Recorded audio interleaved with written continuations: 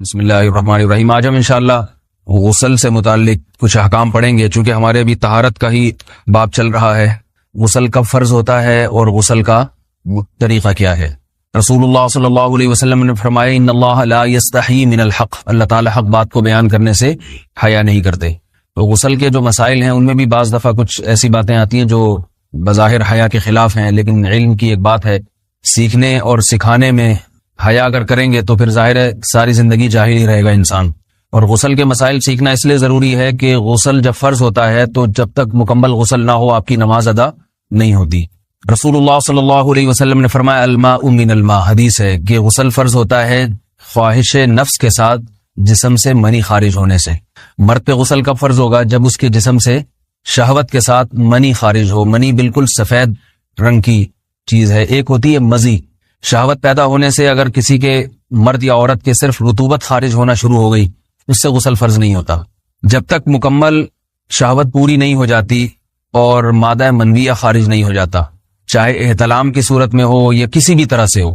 مردوں کے ساتھ چونکہ یہ بہت زیادہ ہوتا ہے، نائٹ فال کی صورت میں مردوں پر غسل کی یہ صورت بہت زیادہ فرض ہوتی ہے۔ جیسے ہی بلوغت ہوتی ہے تو احتلام شروع ہو جاتا ہے، ہفتے میں 1 دفعہ 2 دفعہ 3 دفعہ، بعض نوجوانوں کو روزانہ بھی 2 دفعہ ہوتا ہے، جبکہ خواتین میں یہ والے غسل کی صورت بہت ہی کم ہوتی ہے کہ ان کو نائٹ فال ہو یا اس طرح سے غسل فرض ہو۔ ہزاروں میں کسی ایک عورت کے ساتھ ایسا ہوتا ہے۔ ایک صورت تو یہ ہے غسل فرض ہونے کی۔ دوسری صورت کیا ہے کہ جب انسان اپنی زوجہ کے ساتھ ملاپ کرے اور انٹرکورس ہو جائے، چاہے اس صورت میں ڈسچارج دونوں میں سے کوئی ہو یا نہ ہو، لیکن دونوں پہ غسل فرض ہو جائے گا، مرد پہ بھی اور عورت پہ بھی۔ یہ تو مردوں کے غسل کے فرض ہونے کا ہے۔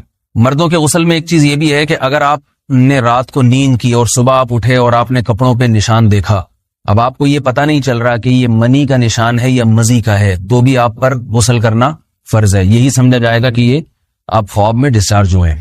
عورت پر جو غسل فرض ہوتا ہے ایک اور صورت میں ہوتا ہے کہ جب خواتین کو ایام آنا بند ہو جاتے ہیں، حیض یا نفاس سے جب پاک ہو جائیں، تو بھی ان پہ غسل فرض ہے۔ یہ تو غسل کی فرضیت سے متعلق احکام تھے۔ کچھ چیزیں ایسی ہیں جن میں غسل سنت ہے، فرض نہیں ہے۔ جمعہ کے دن غسل کرنا رسول اللہ صلی اللہ علیہ وسلم نے بہت زیادہ تاکید کی ہے۔ سنت کی 2 قسمیں ہیں، سنت مؤکدہ اور سنت غیر مؤکدہ۔ مؤکدہ وہ ہوتی ہیں کہ جن کو چھوڑنے کا اگر کوئی معمول بنا لے تو گناہ کا خطرہ ہے، اور ایسا شخص قابل ملامت ہے، اسے شریعت ملامت کرتی ہے، برا بھلا کہتی ہے۔ تو غسل سنت مؤکدہ ہے، ہفتے میں 1 مرتبہ، چاہے جمعے کے دن ہو یا کسی بھی دن ہو۔ جو مسلمان ہفتے میں 1 دفعہ بھی نہیں نہاتا، وہ کتنا ہی نیٹ کلین ہو، مگر شریعت کی نظر میں وہ قابل ملامت ہے، اسے تانے دینے چاہیے کہ شرم نہیں آتی، ہو مسلمان مگر رہتے ہو بھنگیوں اور چماروں کی طرح۔ ملامت تو اسی کو کہتے ہیں نا۔ اس کی دلیل رسول اللہ صلی اللہ علیہ وسلم نے فرمایا، صحیح حدیث ہے، حق علی کل مسلم ان یغتسل کل اسبوع مرۃ، کہ ہر مسلمان پر لازم ہے کہ وہ ہفتے میں کم از کم 1 مرتبہ غسل کرے۔ ہر مسلمان پر لازم ہے، چاہے اس پہ غسل فرض نہ بھی ہو۔ اور کس دن بہتر ہے؟ جمعہ کے دن۔ نبی صلی اللہ علیہ وسلم نے حکم دیا ہے کہ جمعے کے دن غسل کیا جائے۔ امام احمد ابن حنبل کا مذہب یہ ہے کہ جمعے کے دن غسل کرنا واجب ہے، صرف سنت نہیں ہے بلکہ واجب ہے، لیکن جمہور کا مذہب یہ ہے کہ سنت عمل ہے۔ غیر مسلم جب اسلام قبول کرتا ہے تو اس وقت بھی اس کے لیے غسل کرنا سنت ہے۔ جب ہم مردے کو نہلاتے ہیں تو جو مردے کو نہلائے اس کے لیے بھی خود غسل کرنا افضل ہے، سنت عمل ہے۔ عید کے دن غسل کرنا سنت عمل ہے۔ تو یہ وہ تمام مواقع ہیں جن میں غسل کرنا رسول اللہ صلی اللہ علیہ وسلم کی سنت ہے۔ غسل کا طریقہ کیا ہے؟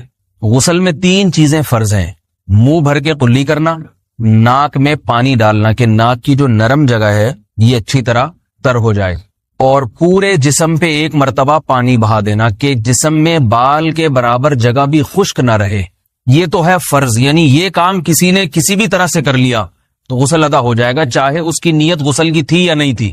کوئی آدمی چلتا ہوا جا رہا ہے، پھسل کے تالاب میں گر گیا، پورے غوطے کھا کے باہر نکلا، قلی کر لے اور ناک میں پانی ڈال لے تو غسل اس کا ادا ہو جائے گا۔ البتہ چونکہ نیت نہیں تھی لہذا غسل کا ثواب نہیں ملے گا، ثواب نیت کے بغیر نہیں ملتا انسان۔ دلائل اس کے الگ موضوع ہے کہ اس کی دلیل کیا ہے کہ بغیر نیت کے بھی غسل ہو جاتا ہے، لیکن میں نے بتایا دلائل کا سیشن نہیں ہے، اس میں پھر بات لمبی ہو جائے گی۔ تو یہ تو ہے فرض، پورے جسم پہ پانی بہانا، کلی اور ناک میں پانی۔ سنت طریقہ کیا ہے؟ رسول اللہ صلی اللہ علیہ وسلم غسل کیسے کرتے تھے؟ سنت طریقہ جس پہ جو اختیار کرنا چاہیے، وہ طریقہ یہ ہے کہ جب آپ غسل کے لیے بیٹھیں تو سب سے پہلے وہ جگہ دھوئیں جہاں نجاست اور ناپاکی لگی ہوئی ہے. نائٹ فال ہوا, کسی کو احتلام ہوا, تو جہاں جہاں گندگی لگی ہے پہلے اس جگہ کو دھوئیں. استنجا کریں, شرمگاہ کو دھوئیں اچھی طرح.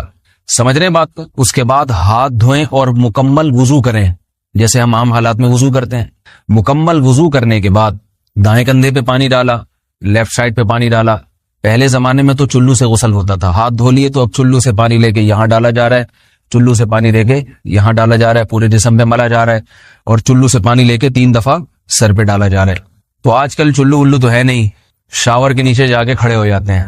تو اس میں یہ کہ شاور کھولے, اس میں کھڑے ہو جائیں, سارے چلو اس میں خود بخود ہی ہو جائیں گے, پورے جسم پہ پانی بہ جائے گا. نبی صلی اللہ علیہ وسلم کے دور میں یہ جدید چیزیں نہیں تھیں, شیمپو اور صابن. تو آپ صلی اللہ علیہ وسلم بیری کے پتوں سے غسل کی ترغیب دیا کرتے تھے. بیری کے پتوں کو اگر پانی میں پکایا جائے تو پانی میں میل کچیل صاف کرنے کی صلاحیت بہت بڑھ جاتی ہے. ہمارے زمانے میں اس تکلف کی ضرورت نہیں ہے, صابن ملتے ہیں اس سے نہایا کریں. بہرحال کہنے کا مقصد یہ آپ لوگوں سے, تو یہ سنت طریقے سے غسل ہو جائے گا آپ کا. سمجھ رہے ہیں بات کو؟ سب سے پہلے استنجا کیا, اس کے بعد وضو کر لیا, اس کے بعد غسل کر لیا.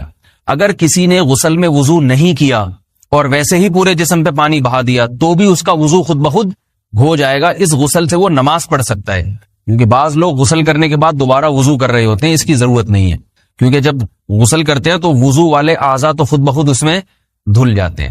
یہ ہے غسل کا طریقہ. وضو کیسے ٹوٹتا ہے؟ جن چیزوں سے غسل فرض ہوتا ہے ان چیزوں سے وضو تو بہرحال ٹوٹتا ہی ہے. اس کے علاوہ بھی وضو ٹوٹتا ہے. اس سے پچھلے لیکچر میں نے کچھ تفصیل بتائی تھی کہ نجاست جسم سے کہیں سے بھی خارج ہو جائے یا نجاست نکل کے بہ پڑے. اگر قضاء حاجت کی جگہوں سے نجاست خارج ہوئی ہے تو نظر بھی آ جائے وضو ٹوٹ جائے گا, اور قضاء حاجت کے علاوہ جگہوں سے اگر نجاست خارج ہوئی ہے, خون وغیرہ ہے جیسے, تو جب تک نکل کے بہے گا نہیں تو اس وقت تک وضو نہیں ٹوٹے گا. سمجھ رہے ہیں بات کو؟ وضو کا طریقہ کیا ہے؟ سب سے پہلے دونوں ہاتھوں کو دھویا جائے, 3 دفعہ کلی کی جائے, مسواک کی جائے, 3 دفعہ ناک میں پانی ڈالا جائے, پھر پورے چہرے کو پیشانی, یہ جو ہے جہاں سے پیشانی ہماری شروع ہو رہی ہے اور تھوڑی کے نیچے, تھوڑی جہاں ختم ہو رہی ہے, اور ایک کان کی لو سے دوسرے کان کی لو تک 4 اعضاء ہیں وضو میں دھونا فرض ہیں. 1 چہرہ, نمبر 2 بازو, نمبر 3 سر کا مسا, چوتھائی سر, اور نمبر 4 پاؤں کو دھونا. اس کی دلیل قرآن مجید کی مشہور آیت ہے فَاغْسِلُوا وُجُوهَكُمْ وَأَيْدِيَكُمْ إِلَى الْمَرَافِقِ. اللہ فرماتے ہیں ایمان والو, جب نماز کا ارادہ ہو تو اپنے چہروں کو اور اپنے ہاتھوں کو دھو, سر کا مسا کرو اور پاؤں کو ٹخنوں سمیت دھو. دھونے کا حکم ہے قرآن مجید میں. البتہ سر کے بارے میں یہ نہیں آئے پورے سر کا مسا کرو, بلکہ آ رہا ہے وَامْسَحُوا بِرُؤُوسِكُمْ. با کا لفظ ہے, با آتی ہے تبعیض کے لیے کہ سر کے بعض حصے کا مسا. اب بعض حصے کا قرآن حدیث میں کہیں تذکرہ نہیں ہے, تو اس میں فقہاء کرام کے اجتہادات ہیں. امام شافعی فرماتے ہیں تھوڑا سا بھی ٹچ کر لیا سر کو ہو جائے گا. امام ابو حنیفہ فرماتے ہیں نہیں, کم از کم 1/4 کا ہونا ضروری ہے. سب کے اپنے اپنے دلائل ہیں, ان دلائل میں نہیں جاتا. فقہ حنفی کو جو فالو کرنے والے ہیں تو ان کو چاہیے کم از کم 1/4 سر کا مسا, یہ فرض ہونے کے لیے ضروری. مگر سنت کیا ہے؟ پورے سر کا مسا. نبی صلی اللہ علیہ وسلم دونوں ہاتھوں کو بھگو کے پورے سر کا مسا کرتے تھے ایسے. سمجھ رہے بات کو؟ اور مسا کے جو یہ ٹیکنیکل طریقے ہیں کہ آپ یوں پہلے انگلی بنائیں, پھر یوں لے کر جائیں, پھر یوں گھما کے لائیں, پھر یوں, یہ ٹیکنیکل طریقے حدیث سے ثابت نہیں. مسا کا طریقہ کیا ہے؟ بھیگا ہوا ہاتھ لے کے ایسے پورے سر کو ہو گیا.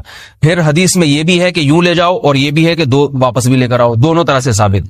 تو ایسے بھی کر سکتے ہیں کہ یوں لے جائیں, اور ایسے بھی کر سکتے ہیں لے کے جائیں اور پھر واپس بھی لے آئیں, دونوں طریقے جائز ہیں. لیکن کم از کم سنت اتنی ہے کہ پورے سر کا مسا ہونا چاہیے. بعض لوگوں کو شو مارنے کا شوق ہوتا ہے, اگر وہ واپس لائیں تو بال ان کے خراب ہو جاتے ہیں, کہتے ہیں یار یہ پھر مسئلہ خراب ہو جائے گا. تو پھر ایسے لوگ صرف یوں ہی لے جائیں کافی ہے. افضل تو یہ کہ یوں بھی لے جائیں, یوں بھی لے جائیں, دونوں طرح سے صحیح ہے. بہرحال دونوں حدیث سے ثابت ہیں. سمجھ رہے بات کو؟ اور یہاں ایک اہم مسئلہ بتا دوں, قرآن مجید نے پاؤں کو دھونے کا حکم دیا ہے, پاؤں پہ مسا کرنے کا حکم نہیں دیا. اور حدیث میں خفین پر مسا کرنے کا حکم ہے. تو قرآن اور حدیث کو فقہاء نے جمع کیا ہے. لہذا وہ موزے جن میں آسانی سے پاؤں دھوئے جا سکتے ہیں ان میں چاروں ائمہ کے نزدیک پاؤں پہ مسا کرنا جائز نہیں. سعودی عرب میں جو بعض سلفی حضرات اور یہاں ہمارے ہاں بھی اہل حدیث حضرات نے عام موضوع پر بھی جو مسا کی ایک روایت ڈال دی ہے, اسلاف میں, تابعین, تبع تابعین میں اور چاروں ائمہ کے مذاہب میں اس کا ثبوت نہیں ملتا. اگر اسلاف میں کوئی قائل بھی ہے تو ایک شاذ قول, اکا دکا قول ملتا ہے, ورنہ یہ ائمہ اربعہ کے مذہب کے خلاف ہے. اور جو احادیث جو نقل ہوتی ہیں صحیح سند کے ساتھ ان کے بھی خلاف اور قرآن کی آیت کے بھی خلاف ہے. اس لیے کسی نے عام ساکس پہ اگر مسا کر لیا، جو عام طور پہ آفس پہن کے جاتے ہیں لوگ، اس میں تو پاؤں، آپ اگر ساکس کو پانی کے نیچے رکھیں پورا پاؤں دھل جائے گا آرام سے. تو وہاں کیا ہو رہا ہے کہ قرآن مجید کے حکم کی مخالفت لازم آ رہی ہے، آپ پاؤں دھو نہیں رہے. تو اس لیے ہم یہ سمجھتے ہیں کہ اس صورت میں نماز ادا نہیں ہوگی. سعودی عرب میں بعض سلفی حضرات نماز پڑھاتے ہیں، وہ ایسے ہی کرتے ہیں کہ عام ساکس پہ مسا کر کے نماز پڑھا لیتے ہیں. تو فتویٰ اسی پر ہے کہ ان کی اگر کسی کو یقین ہے کہ اس نے عام ساکس پہ مسا کر کے نماز پڑھائی ہے تو اس کے پیچھے نماز ادا نہیں ہوگی، کیونکہ قرآن کے مطابق اس کا وضو ہوا ہی نہیں ہے. صدیوں تک کوئی بھی اس قول کا قائل نہیں رہا ہے کہ عام ساکس پہ بھی مسا ہو جاتا ہے. یہ ابن تیمیہ رحمہ اللہ تعالیٰ 7ویں صدی میں اس کے قائل تھے، اور تابعین میں اکا دکا قول ملتے ہیں اس کے، لیکن شاذ قول ہیں، مرجوح قول ہیں جن پر امت نے فتویٰ نہیں دیا. اور اب سعودی عرب میں بعض سلفی حضرات اس کے قائل ہیں. ہمارے ہاں اہل حدیث حضرات بھی چونکہ اکثر سعودی عرب کے سلفی حضرات ہی کو فالو کرتے ہیں، تو انہوں نے بھی وہیں سے یہ فتویٰ لیا ہے. لیکن ائمہ اربعہ کے مذہب میں اور دلائل کے لحاظ سے دیکھا جائے تو یہ مذہب کمزور ہے. قرآن نے پاؤں کو دھونے کا حکم دیا، آپ دھوئیں گے پاؤں جب تک دھونا ممکن ہے. چمڑے کے موزے ہیں ان کو دھونا ممکن نہیں ہے اتارے بغیر، لہذا ان موزوں کے اوپر مسا ہو جائے گا. تو اس سے قرآن پر بھی عمل ہو جائے گا اور حدیث پر بھی عمل ہو جائے گا. اس لیے ائمہ اربعہ نے جو قرآن و حدیث کو سمجھ کے جو فیصلہ کیا ہے اس پہ چلنا ہمارے لیے زیادہ مفید ہے بنسبت آج کل کے جو علماء ہیں ان کی اپنی ذاتی آراء پر. اس لیے یہ بھی ایک وضو سے متعلق اہم مسئلہ تھا. سمجھ رہے ہیں؟ باقی تو ماشاءاللہ وضو کرنا سب کو آتا ہی ہے. اور وضو کے بعد دعا کیا ہے؟ کلمہ شہادت، اشہد ان لا الہ الا اللہ وحدہ لا شریک لہ اشہد ان محمدا عبدہ ورسولہ اللہم اجعلنی من التوابین واجعلنی من المتطہرین. اے اللہ تو مجھے بار بار توبہ کرنے والوں میں شامل کر دے اور بار بار پاکیزہ رہنے والوں میں شامل کر دے. توبہ اس لیے کہ میں نے ظاہری طہارت تو حاصل کر لی، مجھے روحانی طہارت بھی عطا کر دے. اگر میں نے گناہ کیے ہوں تو مجھے ان سے بھی توبہ کی توفیق عطا فرما لے، تاکہ اس لحاظ سے بھی میرا وضو ہو جائے، اس لحاظ سے بھی میں پاک ہو جاؤں. سبحانک اللہم و بحمدک، نشہد ان لا الہ الا انت، نستغفرک و نتوب الیک.